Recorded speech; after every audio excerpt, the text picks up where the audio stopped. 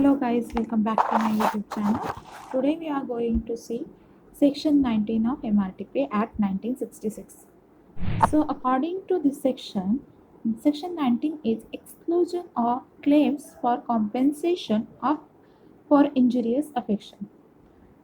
So in that, no compensation shall be awarded first, if and in so far as any property or any right or interest therein alleged to be injuriously affected by reason of the provisions contained in any plan or scheme is subject to substantially similar restriction in force under some other law which was in force on the date on which such an injurious affection took place or the restriction were imposed by this act.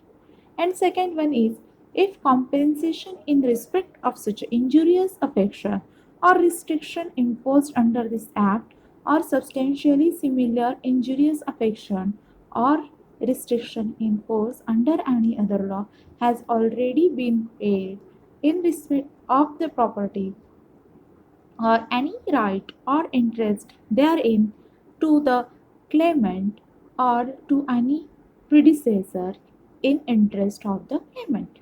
So guys, देखिए section 19 में एक इस act के अनुसार आपको किस बात पर कॉम्पेंसेशन नहीं देना है इस बारे में जानकारी दी गई है। जैसे कि सेक्शन 19 की सब क्लॉज ए में कहा गया है कि सबसे पहले आप ये समझिए कि इंजurious अफेक्शन क्या होता है। ओके, इंजurious का एकदम सिंपल सा मीनिंग है harmful.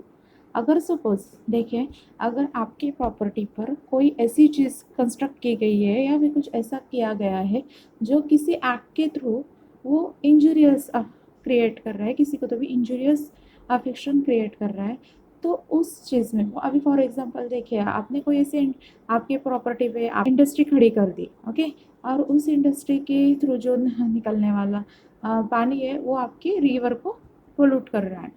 So in that case obviously आप पर कोई तो भी इन्वायरमेंट एक्ट या फिर फॉरेस्ट एक्ट इसके थ्रू कोई तो भी सेक्शन लगेगा और उस सेक्शन के हिसाब से आप एक यानी आप इन्वायरमेंट को एक हार्मफुल इफेक्ट कर रहे हो आपकी इंडस्ट्री। तो इन दैट केस तो ऑब्वियसली वो कोई यानी उस एक्ट के थ्रू आपको नोटिस भेजी जाएगी कि भाई ये आपका इलीगल से हो रहा है, इससे पोल्यूशन हो रहा है, तो आपको कोई तो ये इंडस्ट्री आपको बंद करनी पड़ेगी।